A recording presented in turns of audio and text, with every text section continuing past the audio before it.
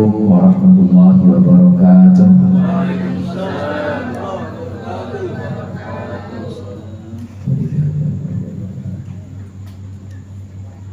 Al-Fatihah.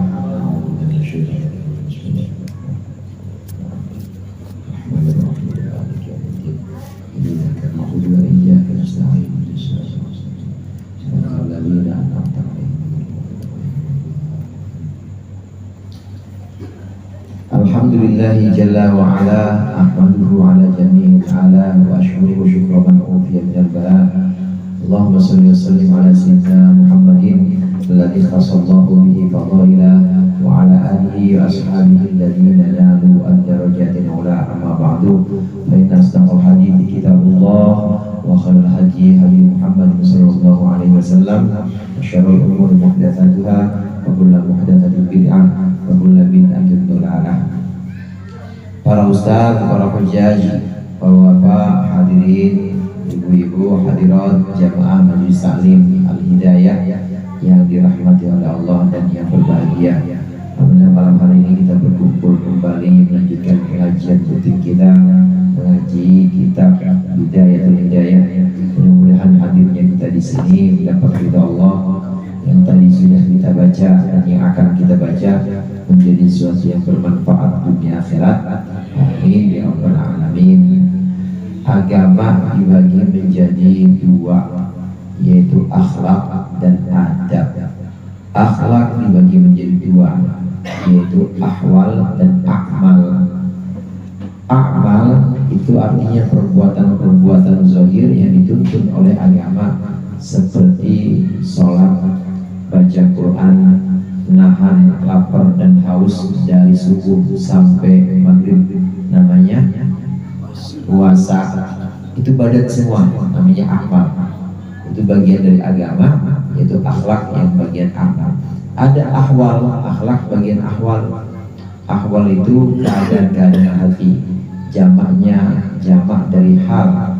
Keadaan hati seperti iman, yakin, tawakal, ikhlas, ridho, itu juga bagian dari agama.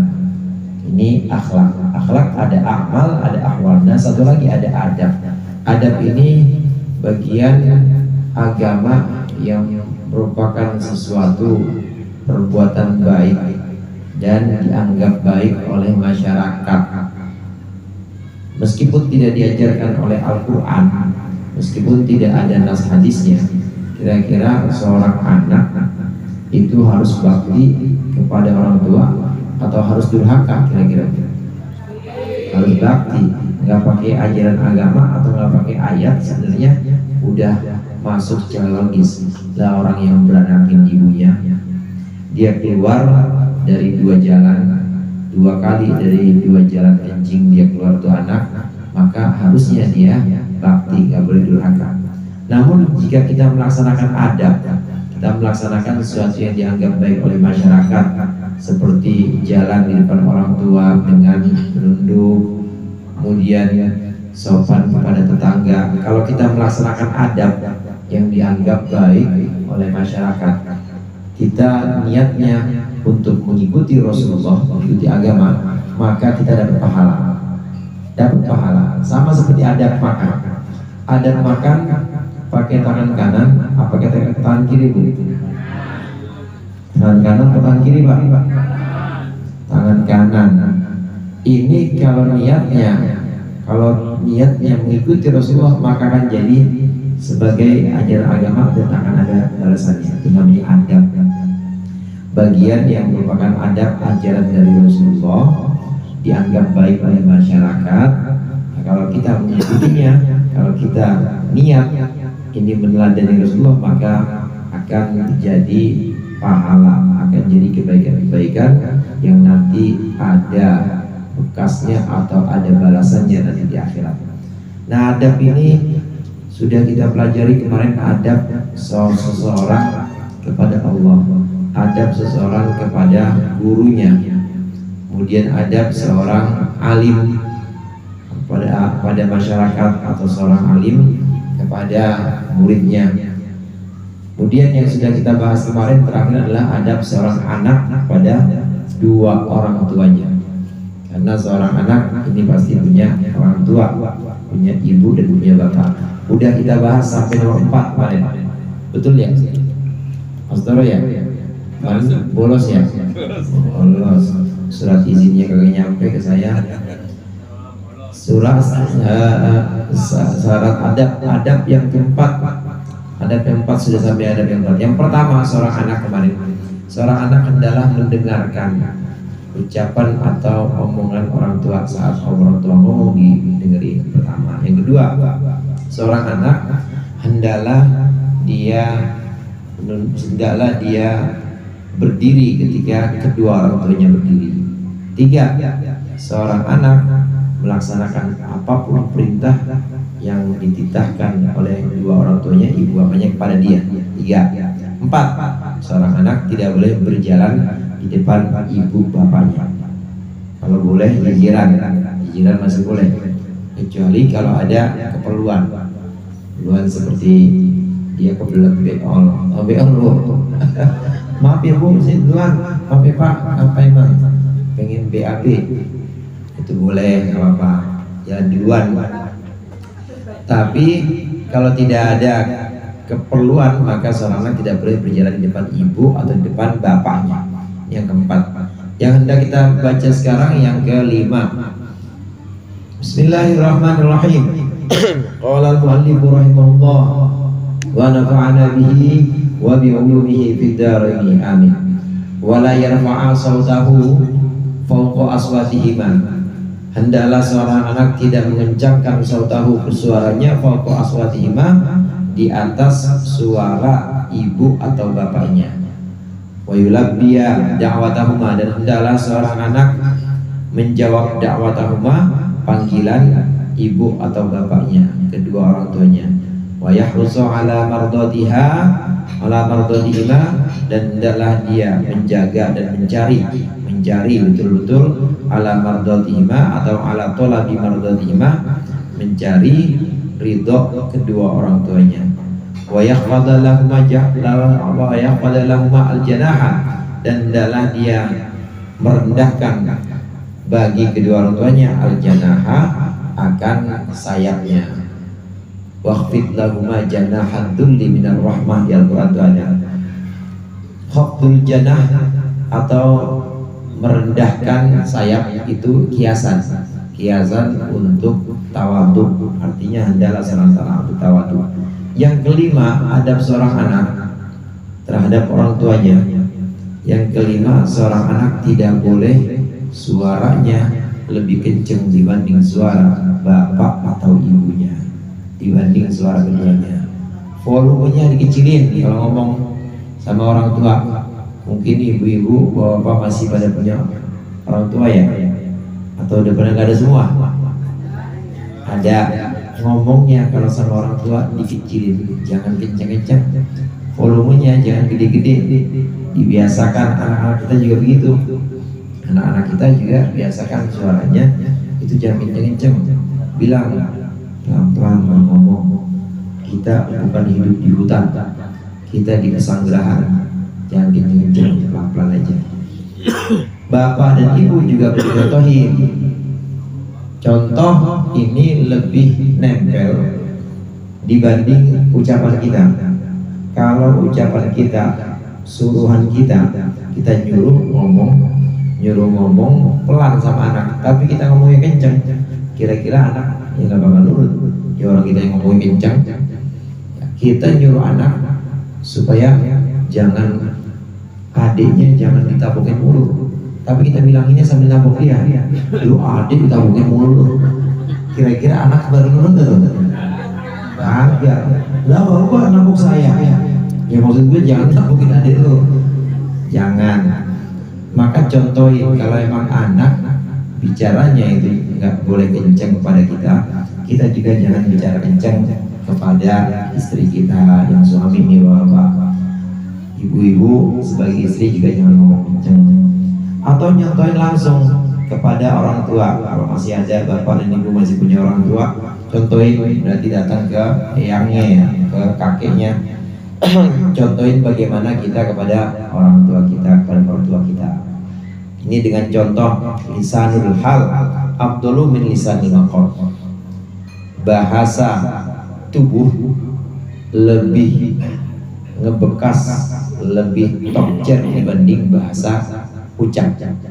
Bahasa ucapnya suruh jangan gambarin orang, tapi bilanginnya sambil digambar. Sambil digambar tuh bocah yang nggak bakal nurut ya.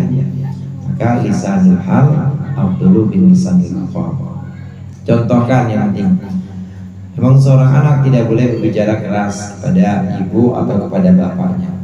Kemudian yang ke-6 berikutnya, hendaklah seorang anak yulabbi itu artinya talbiyah, menjawab panggilannya. Labba yulabbi talbiyatan itu artinya menjawab labbaik. Labbaik orang Betawi itu biasanya panggil bek gitu ya. Bek panggil mul, bek itu panggilnya bek. Bek itu singkatan dari labbaik, Pak. Bek itu singkatan dari labbaika ya abi, labbaika ya umi, labbaiki ya umi. Bek itu singkatan dari labbaik. Kita waktu dipanggil oleh Allah, panggil untuk menunaikan ibadah haji, kita ucap labbaik Allahumma labbaik. Saya datang menjawab panggilanmu Allahumma ya Allah, labbaik saya datang, saya menjawab panggilan itu labbaik. Nah di sini yulabbi da'watahuma, hendaknya saat dipanggil seorang anak nyaut, jawab. Jadi jangan diem baik, jangan diem baik. Orang Solo kan orang sakit ditabukin baik. Orang sakit ditabukin baik, Pak Sono. Orang jeger tabukin baik. Ini nyaut, kalau dipanggil seorang anak dan nyaut, panggil misalnya. Jadi dalam, maksudnya dalam. Ya, kalau dipanggil mit, bek, mit yang panggil. Kalau yang dipanggil saha, orang Sunda, saha di dia. Asep, oh Mas Atur, Asep, bulannya. Oh naon. Ya ada juga bulan. Ya panggilnya labbaik kalau bahasa Arab labbaik, atau na'am ya, atau dalam kalau orang Jawa saya, kalau bahasa kitanya saya panggil gini. Adik saya, atau ya Pak, ya Bu. Jadi menjawab panggilan. Yang penting jawab dulu yang penting. Jadi jawab itu sendiri merupakan adab. Nanti datang dengan tunduk, datang dengan tawadhu, itu juga adab juga. Nyautnya itu adab. Begitu juga datang dengan tawadhu, itu juga adab juga. Jadi harus nyaut. Nah anak sekarang tapi panggilan orang tuanya kalah dengan panggilan Mobile Legend. Panggilan apa namanya? Roblox sekarang. Roblox. Ya, Mas Ato ya. FF. Ibu-ibu nggak paham ya game. Bawa apa paham game. Ya panggilan ini kadang-kadang panggil diem aja. Ya orang dia lagi serius, lagi khusyuk, lagi menikmati sesuatu, sibuk dan sesuatu. Nah anak ini saat dipanggil maka dia harus nyaut, harus menjawab panggilan kedua orang tuanya, ibu atau bapaknya. Kemudian yang berikutnya, yang ke-7, hendaknya seorang anak bersungguh-sungguh untuk mencari ridho kedua orang tuanya. Mencari ridho kedua orang tua ini bisa dengan ucapan maksudnya kalau dikasih apa-apa bilang makasih. Dibeliin motor baru, makasih ya Pak, mudah-mudahan manfaat dan saya pakai motor ini buat sekolah, saya pakai buat bantuin Bapak. Ayo Bapak mau saya anterin kemana? Jalan-jalan yuk ke Taman Ria. Udah nggak ada Taman Ria. Jalan-jalan yuk ke Ancol. Kalau orang yang beli ibunya, yang pertama dibahagiain lewat ucapan. Cari ridho ibu, ridho bapak melalui ucapan yang baik. Waktu diberikan sesuatu bilang terima kasih. Kalau punya salah ya buru-buru minta maaf. Maaf Pak, ngapunten Bu, ngapunten Pak, maafkan saya khilaf, saya nggak sengaja, Saya tidak bermaksud untuk menolak perintah bapak, menolak perintah ibu. Jadi omongan itu juga termasuk cara untuk mendapat ridho. Orang tua kalau lihat anaknya ngomongnya baik, insya Allah ridho juga. Ini lewat ucapan. Bisa juga mencari ridho orang tua seorang anak, ini memperlihatkannya dengan keadaan atau bahasa tubuh, hal-hal. Bisa juga dengan keadaan bahasa tubuhnya. Bahasa tubuhnya senang. Jadi kalau disuruh dipanggil senang, dipanggil datangnya cepat, gercep. Kalau disuruh ngapa-ngapain keluar suruh bantu, tolong angkutin ini, dia bukan. Dia nggak pakai tunggu apa-apa, langsung pergi. Ini bahasa tubuhnya menunjukkan kalau dia benar-benar langsung tunduk perintah dan benar-benar pengen ridho orang tua. Disuruh apa-apa pasti cepat, dan kalau diperintah, kalau dilarang, dia pasti berhenti buru-buru. Namanya bahasa tubuh. Mencari ridho kedua orang tua.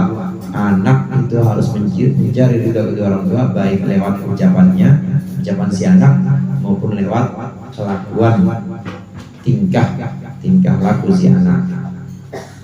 Kemudian yang berikutnya, yang ketujuh ya, yang ke-8, berikutnya yang ke-8, hendaklah dia bersikap tawadhu. Tawadhu di sini artinya merendah di hadapan orang tua. Waqfid lahum janahatul liman rahmah, itu artinya si anak merendah di hadapan orang tua.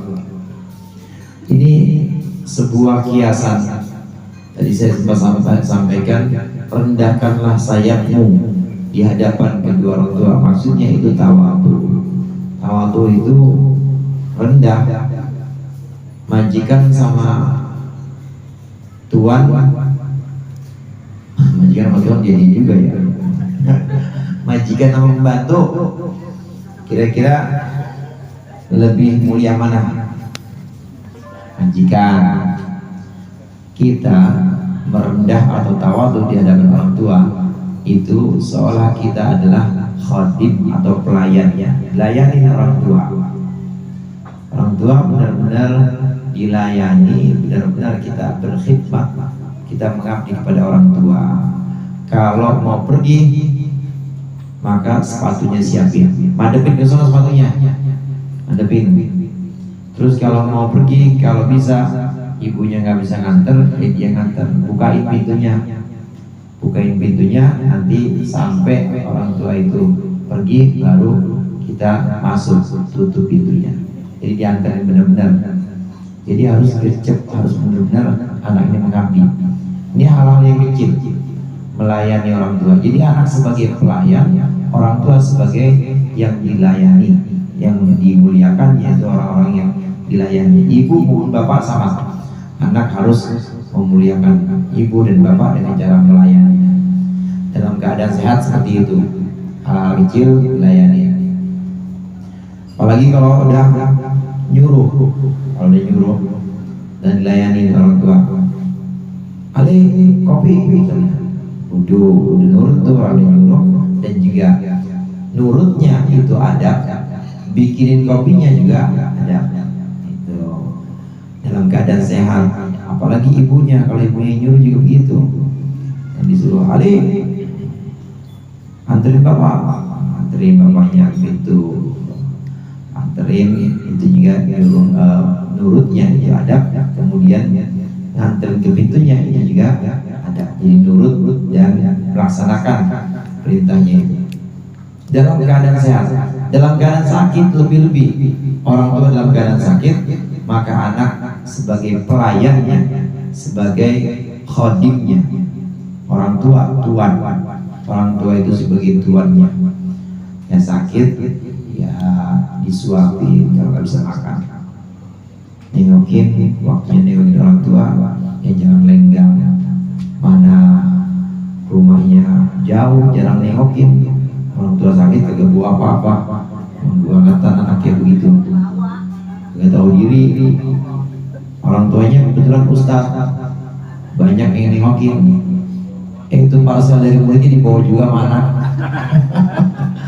mana tidak ada akal.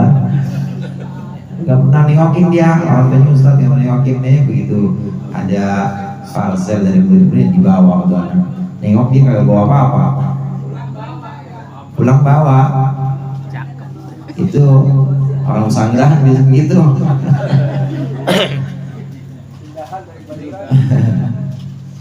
Melayani, artinya melayani di sini dengan dasar sayang, kepada orang tua. Dulu dia yang ngurusin kita, maka kita sekarang ngurusin dia dalam keadaan sakit. Wala yamunna alaihima bil birri, dan hendaklah seorang anak tidak menyebut-nyebut alaihima kepada orang tua bil birri tentang kebaikannya, lahuma kepada orang tua, wala bil qiyami bi amrihima, dan juga tidak menyebut-nyebut bil qiyami bi amrihima, melaksanakan atau menunaikan perintahnya kedua orang tua. Wala yanzuru ilaihima syazran, hendaklah dia tidak memandang kepada orang tua syazran dengan pandangan mata yang marah. Syazran itu pandangan sinis. Wala yaktiba wajhahu, hendaklah dia tidak, wala yaktiba, boleh dibaca yaktiba, boleh dibaca yuktiba, hendaklah dia tidak masam apa wajhuhu, wajahnya. Kalau dibaca yaktiba, kalau dibaca cemberut, masam atau cemberut. Kalau dibaca yuktiba, memasamkan, membuat cemberut wajahahu, akan wajahnya, fi wujuhihima, di depan wajah kedua orang tua. Wala yusafiru illa biidnihima, dan hendaklah si anak tidak pergi, tidak melakukan perjalanan bepergian illa biidnihima, kecuali dengan izin dua orang tua, izin ibunya atau izin bapaknya. Yang berikutnya 9 ya, seorang anak tidak boleh menyebut-nyebut, mungkin kebaikan dan juga tugas-tugas yang sudah dilaksanakan. Nggak boleh nyebut-nyebut. Ibu, kalau nggak ada saya, mungkin ibu nggak masih ngontrak kali. Nggak boleh, meskipun anaknya itu kaya. Bapak, kalau nggak ada saya, mungkin bapak masih itu nggak boleh. Nggak boleh tuh. Mungkin itu kebaikan. Kan saya udah kasih Pak, tiap bulan segini, masa masih kurang aja. Ibu juga lain, ATM saya pegangin masing-masing. Nah, ATM doang kalau ada isinya, saldo Anda 0, pasti cek. Kan udah saya diunggah semua, kan udah saya kasih. Ini buat ini belanja lain, kemudian buat uang keperluan dapur juga, keperluan ini dapur atau keperluan yang lain. Ini ada lagi, semua pos-posnya dengan saya kasih. Terus itu mobil juga udah saya beliin kan kemana-mana. Supir saya yang bayarin. Kurang apa sih Pak saya? Kurang apa sih Bu? Nggak boleh tuh begitu, anak begitu. Nggak boleh. Karena menyebut-nyebut kebaikan itu bikin sakit hati orang yang menerima kebaikan. Coba deh Bapak, saya kasih. Ya udah kasih minta pelajaran ya. Kan dia malam minggu kan kita ngaji ya, sama-sama belajar saya pelajaran. Nah sewaktu-waktu saya ngungkit itu jamaah al-hidayah, kalau ada saya ajarin ini, saya ajarin itu, ada bab ini, bab itu, pasti Bapak nggak terima dan kesel. Sama demikian juga orang tua kalau anak ngungkit nyebut kebaikannya, maka sakit juga hatinya. Nanti jadinya al-mannu akhul manni, orang yang ngungkit atau ngungkit ngebangkit itu saudaranya bangkit lagi, nggak bakal selesai Pak. Kalau si anak bangkit kebaikannya, dibacain nama ibunya.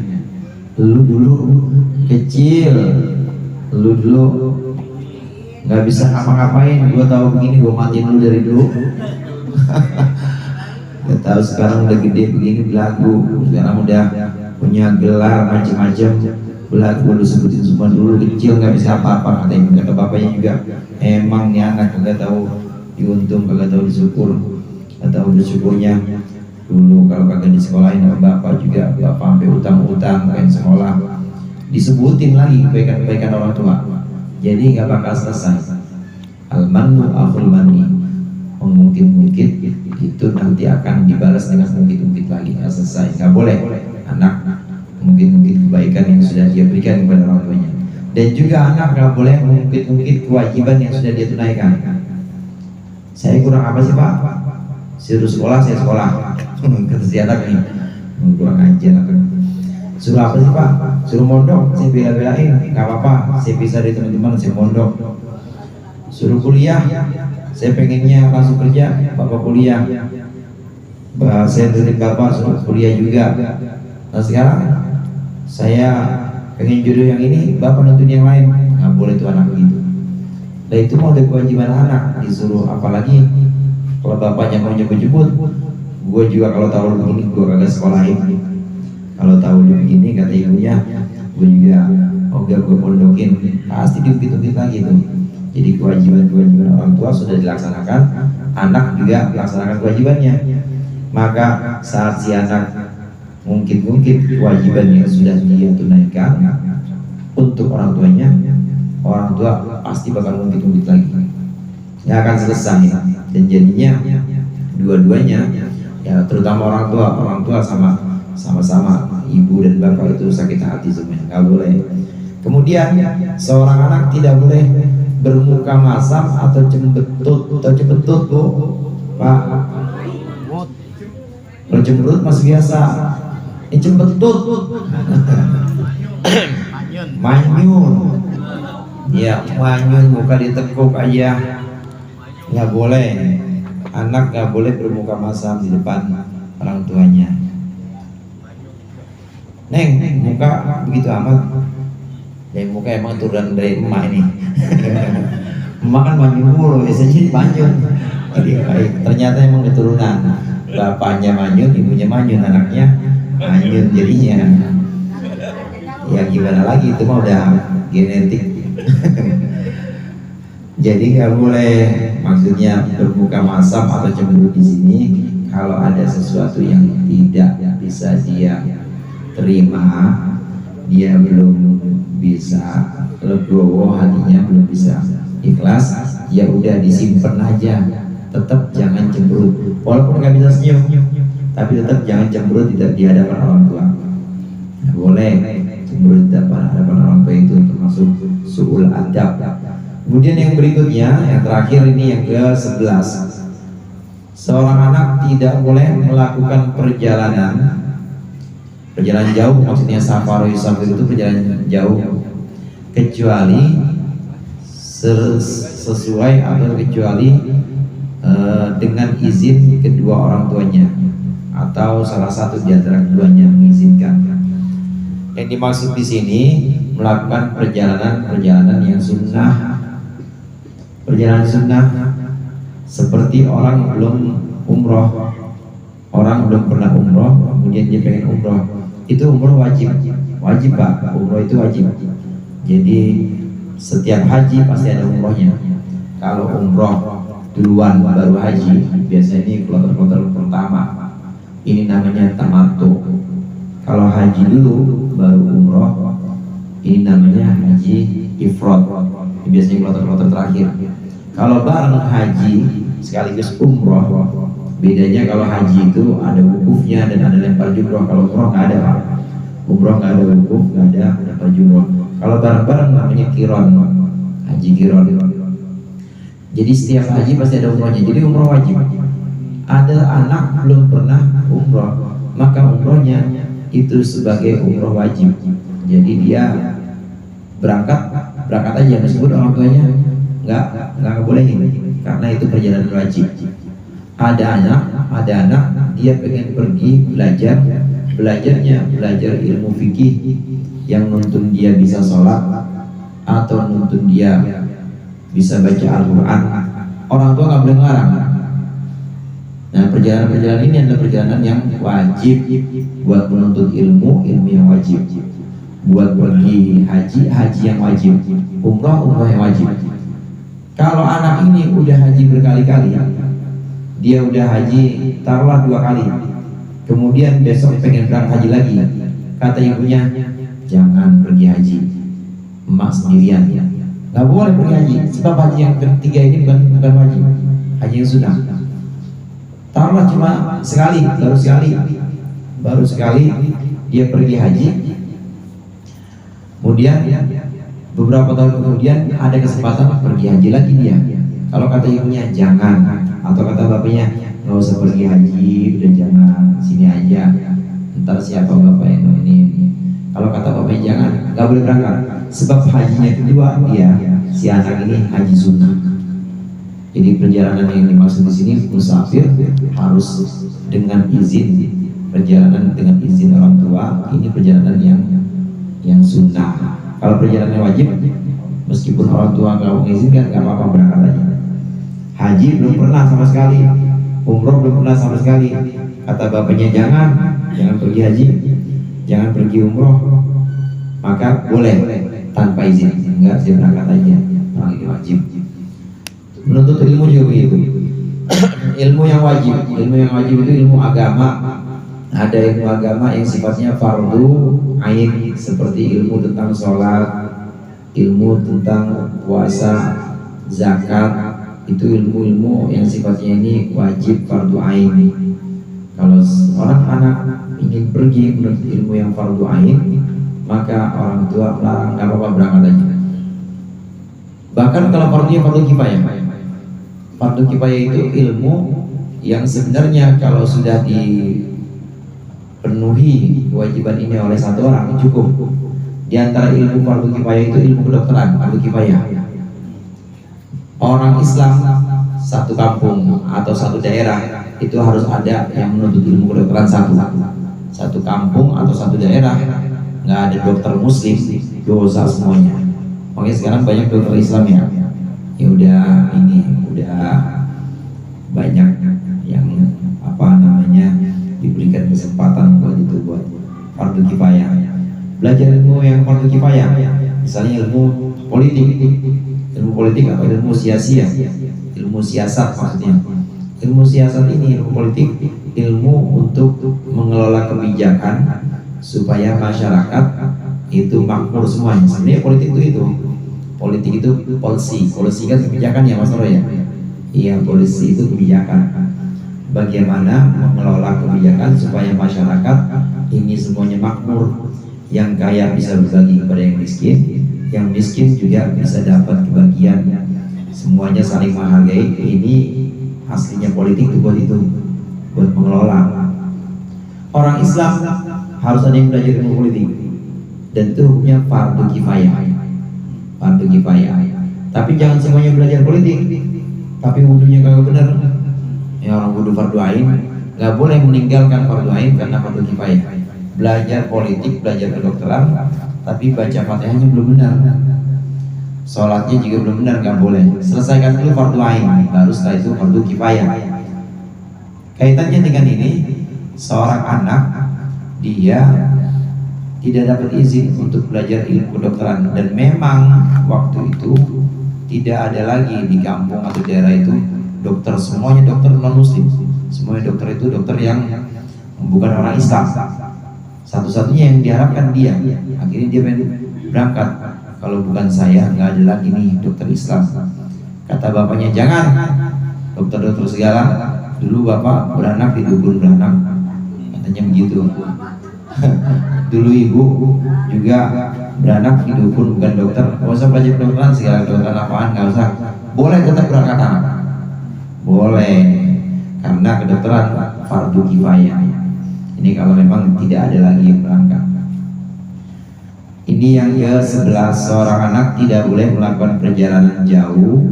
Itu perjalanan yang sunnah maksudnya, kecuali dengan izinnya. Tapi kalau perjalanan yang wajib, meskipun tidak diizinkan, boleh. Pengen mondok atau pengen belajar atau pengen haji, emang wajib kan haji, maka tanpa izin orang tua itu boleh. Selain yang wajib, bela diri termasuk fardu kifayah. Fardu juga, tapi kifayah. Fardu kifayah. Wa'lam anna an-nasa ba'da haula'i fi haqiqat thalathatun wallahu a'lam bishawab. Mudah-mudahan bermanfaat. Kurangnya mohon maaf. Wallahu muwaffiq ila aqwamit thoriq. Assalamualaikum warahmatullahi wabarakatuh. Ya, demikianlah.